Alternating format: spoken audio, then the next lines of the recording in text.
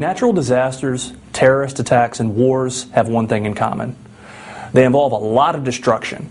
But every time there's a natural disaster, or a terrorist attack, or a war, you can be virtually guaranteed that someone is going to come along and say that there's a silver lining in all of this.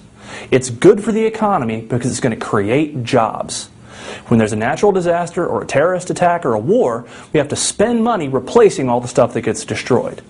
This is an application of what we call the broken window fallacy. Frederic Bastiat corrected this fallacy in his early 19th century essay, That Which Is Seen and That Which Is Not Seen.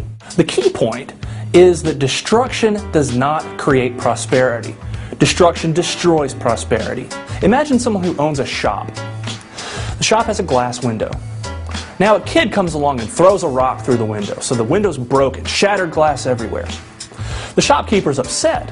Why? Because his window's been broken. He has to go and pay the glass maker in order to get the window replaced. Now some people might come along and say, well no, look, you should all be smiling because this is going to create jobs. You spend money on new glass. The glass maker earns this money. He can then spend it at restaurants, and he can spend it on new clothes, and he can spend it on things that he likes. That's going to create jobs for other people. This money's going to circulate, and we're all going to be richer as a result of the fact that this kid has thrown a rock through a window, and now we've had to replace a window. Let's think for a moment about what the policy prescription would be if it were in fact true that this is a good idea. What we should do, instead of trying to prevent people from breaking things, instead of trying to prevent people from destroying property, we should in fact be enlisting armies of kids with rocks to go around breaking windows, to destroy things. Because after all, if this would require new spending that would make us richer, that would make us better off, that would be the path to prosperity.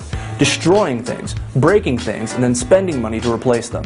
What we're doing when we indulge this kind of thinking is we're focusing our attention on what is seen, but we're not taking account of what is not seen. What we don't see is what the shopkeeper would have used that money for if he hadn't had to replace his window. He might have used it to buy a suit. This would have created an opportunity for a tailor. The tailor then could have spent the money on something else. He could have used it to buy groceries. This would have created opportunities for grocers. Maybe he would have saved it. Then the money could be lent to someone who wants to start a new business. He could have done something else that would have created job opportunities for other people. The world would have still had the window, and it would have had the benefit of all of this additional activity that would have gone on had the window not been broken in the first place. On net, society is worse off to the tune of one window. Whenever we actually destroy resources, that's precisely what we're doing. We're destroying stuff. We're not creating wealth.